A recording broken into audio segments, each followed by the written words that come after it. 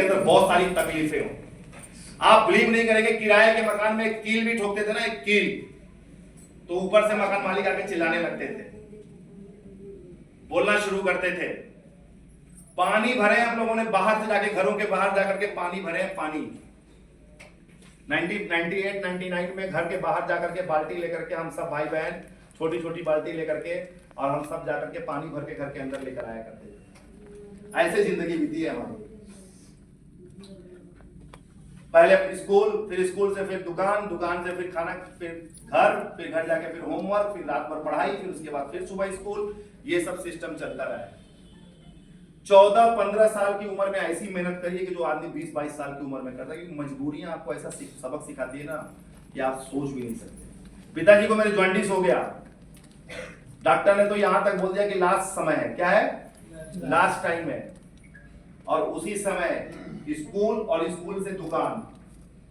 आप बिलीव नहीं करेंगे, एक भाई स्कूल में, एक भाई दुकान पे, फिर वो अगले दिन वो स्कूल में, अगले दिन मैं दुकान पे, इस तरह करके अल्टरनेट की हम दोनों का कोर्स पीछे न।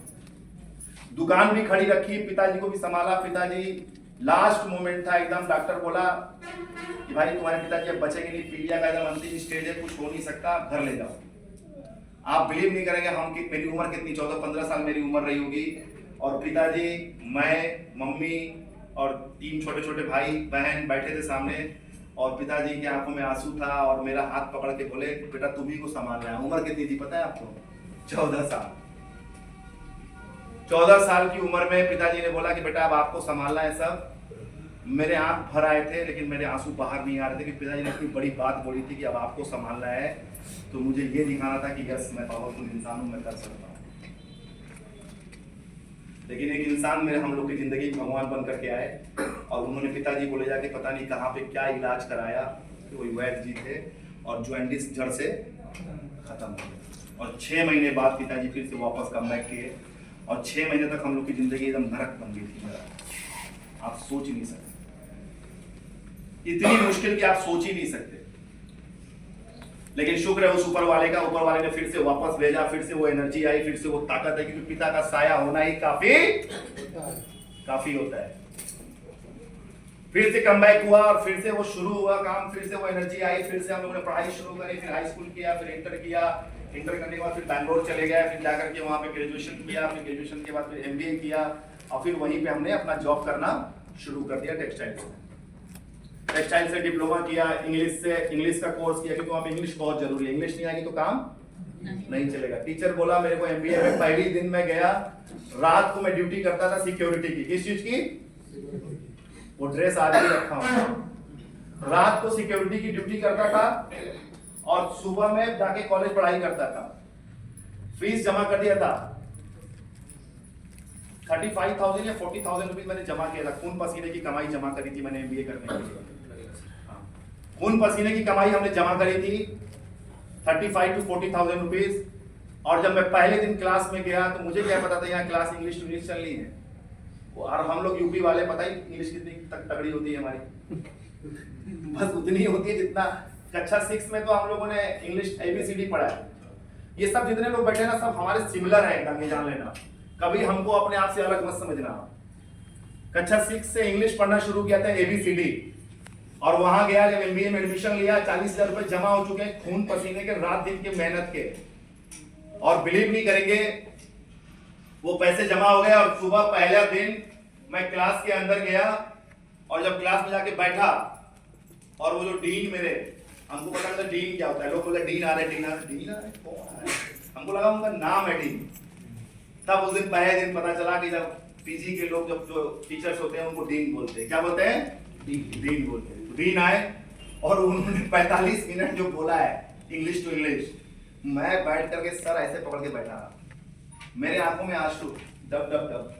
अब मैं इसलिए घबरा रहा हूं कि मेरे पैसे भी चले गए, और लगता है कि मेरा कोर्स भी पूरा नहीं होगा। क्या समझ ही नहीं आ रहा है ना? हम हिंदी भाषी लोग, वो भी पूर्वोत्तर के लोग, थोड़ा हिंदी भी हमारी अलग होती है, अलग भोजपुरी टाइप की, और वहां पे एकदम इंग्लिश टू इंग्लिश। अब मैं एकदम चकरा गया, मेरा दिमाग ही नहीं काम कर रहा है। तो मैंने मम्मी को फोन किया, हमने कहा मम्मी पैसा डूब गया, बर्बाद हो गया, कुछ हो नहीं पाएगा लाइफ में, लगता है।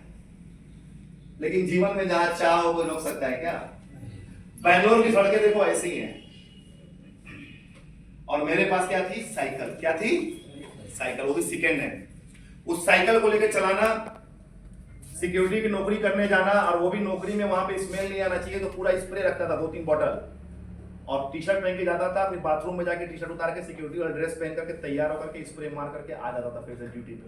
किसी को फील नहीं होने दिया कि मैं गरीब हूं और पुअर हूं और मैं साइकिल से आया हूं, कभी भी फील ही नहीं होने दिया। और आप बिलीव नहीं करेंगे, बहुत सारे लोग रोते रहते हैं, क्या करें भैया, साइकिल चला के आए तो पसीना तो निकलेगा ही।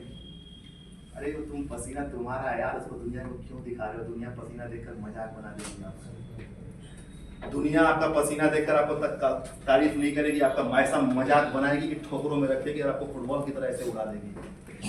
दुनिया सक्सेस को सलाम करती है। किसको सलाम करती है? सक्सेस। दुनिया आपके पसीनों को सलाम करती है क्या? अगर पसीनों को सलाम करती तो मजदूरों की लाइन लगी होती और उनको तारीफ के तारीफ मिल रही होती, लेकिन उनको धुतकारा जाता है। क्या किया जाता है? आपके पसीने को धुतकारा जाएगा, आपको दूर किया जाएगा। हटो, महक रहा है। तो गीला कपड़ा रखते थे, पूरा बदन पोंछते थे, स्प्रे मारते थे और व्हाइट सिक्योरिटी ड्रेस पहनकर तैयार होकर कमांडो की तरह आते थे। किसी को फील नहीं होने दिया कि पसीने से मैं आया और साइकिल चला करके आया, कभी किसी को फील ही नहीं होने दिया। तो लोग मुझे लाइक भी करते थे, क्योंकि लोग को क्या चाहिए? लोगों को फ्रेशनेस चाहिए ना। सड़ा हुआ आदमी चाहिए क्या किसी को? आपको चाहिए क्या किसी को? आप खुद सोचो कि आपको क्या चाहिए। जो आपको चाहिए वही दुनिया को चाहिए, बस इतना जान लेना। आप जो आप अपने लिए सोचते हैं ना बेहतर, वही दुनिया को भी चाहिए। और आप बिलीव नहीं करेंगे, वहां बैठे रहा तो मैं गया इंग्लिश की कोचिंग में, उसने बोला 12,000 लगेंगे पूरे कोर्स का। हम उसके पैर पकड़ लिए। क्या पकड़े? हमने कहा सर 40,000 दे चुका हूं खून पसीना, और अभी उसको 40,000 अगले सेमेस्टर में भी देना है। अगले सेमेस्टर में भी 40,000 देना है सर, खून पसीना दे चुका हूं। वो 40,000 इकट्ठा हो पाएगा कि नहीं होगा मुझे नहीं पता है। मेरे आंखों में आंसू थे, और वो टीचर मेरी जिंदगी में दूसरा भगवान। एक तो जो मेरे पिताजी को बचा के लाया वो, और दूसरा भगवान ये इंसान। इंसान के रूप में दुनिया में बहुत अच्छे लोग मिलेंगे आपको। कौन कहता है दुनिया खराब है? दुनिया बहुत अच्छी है। उस टीचर का मैंने पैर पकड़ा, उस टीचर ने बोला देखो बेटा मैं यहाँ तो नहीं पढ़ा सकता आपको, क्योंकि ये मेरा कोचिंग नहीं है, लेकिन मेरा वादा है मैं आपको पढ़ाऊंगा जरूर, क्योंकि जब आप पढ़ना चाहते हो तो मैं आपको पढ़ाऊंगा जरूर। तो मैं साइकिल से आता और वो अपने स्कूटर से आते, स्कूटी से, और हम दोनों एक गार्डन में बैठ जाते सुबह। वो अब वो 1 घंटा पहले आते और 1 घंटा मैं पहले आता, और गार्डन में बैठकर हमने इंग्लिश सीखा। और वो इंग्लिश सीखी कि अब 2 घंटा अगर मुझे इंग्लिश में स्पीच देना तो कोई प्रॉब्लम नहीं। तो अगर आपके अंदर चाह है कि मुझे ब्राइट फ्यूचर करना है, और कोई अगर इंसान आपको प्लान नहीं भी सिखा रहा है, तो मैं बता रहा हूं इस हिंदुस्तान के अंदर ब्राइट फ्यूचर के टीम के अंदर इतने चैंपियंस हैं, कोई ना कोई एक बंदा मिलेगा जो बोलेगा यस मैं आपको प्लान सिखाऊंगा, लेकिन आपके अंदर वो चाह होनी चाहिए। बोल ही नहीं रहे, चाह होनी चाहिए। तो भाई कस के बोलो वरना बोलिंग वाली में मेरा गला सुन रहा है। चाह होनी चाहिए।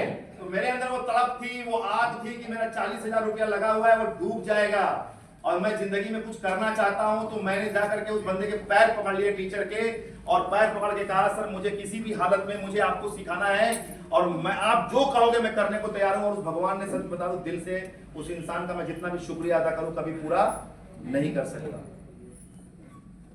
उसके बाद उस इंसान ने मुझे इंग्लिश सिखाई और खूब सीखा मैं इंग्लिश, और उसके बाद MBA भी क्रॉस किया, और MBA क्रॉस करते ही मेरा प्रोजेक्ट भी हुआ। प्रोजेक्ट कंप्लीट करने के बाद फिर मेरा तुरंत सिलेक्शन हो गया, कैंपस सिलेक्शन हो गया, और वर्धमान टेक्सटाइल्स एशिया की सबसे बड़ी टेक्सटाइल्स कंपनी है, उसके अंदर मैं एज ए ट्रेनी भर्ती। तो पहला जॉब मिला, माँ बाप को खुशियां दी, मैंने बताया जॉब मिल चुका है, 30,000 रुपीज सैलरी है, अब आपका बेटा अमीर बन गया। क्या बन गया? अमीर बन गया, बहुत अमीर बन गया है। 3,60,000 रुपया पैकेज है मेरा। मुझे क्या पता था बैंगलोर जैसे शहर में 3,60,000 यूं हो जाएगा। मैं सोचा 3,60,000 में पूरी दुनिया खरीद लूंगा, फ्रिज लाऊंगा, वॉशिंग मशीन लाऊंगा, ये लाऊंगा, वो लाऊंगा। 30,000 रुपए आए, दुकान पे लेके गया, 5 मिनट में खत्म हो गई।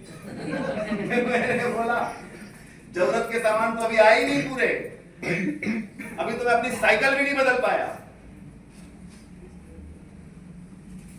लेकिन एक वो आग जगी, कुछ करना है, कुछ करना है, कुछ करना है, बड़ा बनना है। वो जिंदगी में हमेशा वो रहा, क्योंकि जिस कंपनी में मैं सिक्योरिटी था उस कंपनी का नाम था मेन स्टे, और याद रखना उस कंपनी को खरीदूंगा एक दिन में। ये मेरा कमिटमेंट है।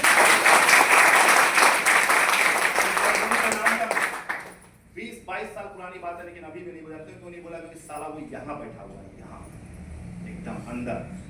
उस कंपनी को खरीदूंगा एक दिन में, जिस दिन हेलीकॉप्टर खरीदूंगा उसी दिन उस कंपनी को भी खरीदूंगा, चाहे जितने की भी हो। उससे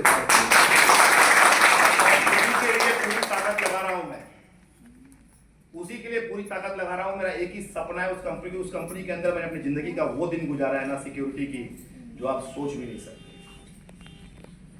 तो मेन स्टे वो कंपनी थी जो जिसमें स्टर्लिंग नाम का प्रोजेक्ट चलता था। बड़े बड़े अमीर के लड़के लड़कियां सब आते थे, बड़े बड़े प्रोजेक्ट मैनेजर आते थे, फॉरनर आते थे, एक से एक लोग जो पैसा कमाते थे। जितना हमारी सैलरी हुआ करती थी उतने की तो उनकी मोबाइल हुआ करती थी।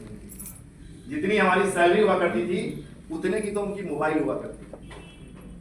उतने में कम से कम 5-6 मोबाइल आ जाए, ऐसी मोबाइल ऐसी गाड़ियों से आते थे। लेकिन एक फायदा हुआ, वहां से ड्रीम जगह, बड़ा बनने का, कुछ करने का, कुछ चाह। लेकिन यार देखो, देखकर क्या होगा? अब नीचे गाड़ी खड़ी है, अगर सच में कुछ लोग करना चाहते हैं तो उनके दिल में अगर आग लग गई ना, तो मैं प्रॉमिस कर रहा हूं किसी के बाप की ताकत नहीं जो रोक ले उस गाड़ी को आने से। लेकिन बात ये कि आग लगी तो बिलीव करना कोई रोक नहीं पाएगा। मुझे वो आग लगी थी, वो आग, मुझे वो सब चाहिए था जो उनके पास था। मैंने अपने आप को कभी देखा ही नहीं कि मैं क्या हूं, मैंने कभी सोचा भी नहीं कि मैं क्या हूं। बस मैं एक चीज जानता था, ये चाहिए तो चाहिए, किसी हाल में चाहिए, और जो भी करना पड़ेगा मैं करूंगा। और वो तलाश आखिर एक दिन पूरी हुई। मैं सच में एक तीसरा इंसान मेरी जिंदगी के अंदर, जो मेरा भाई, मेरा दोस्त, मेरा जिगरी, यानी जो बोलो सब कुछ, मिस्टर सचिन सिंह, जिनकी बदौलत मैं नेटवर्क मार्केटिंग इंडस्ट्री के अंदर आया। वो मेरे घर आए और घर आकर के वो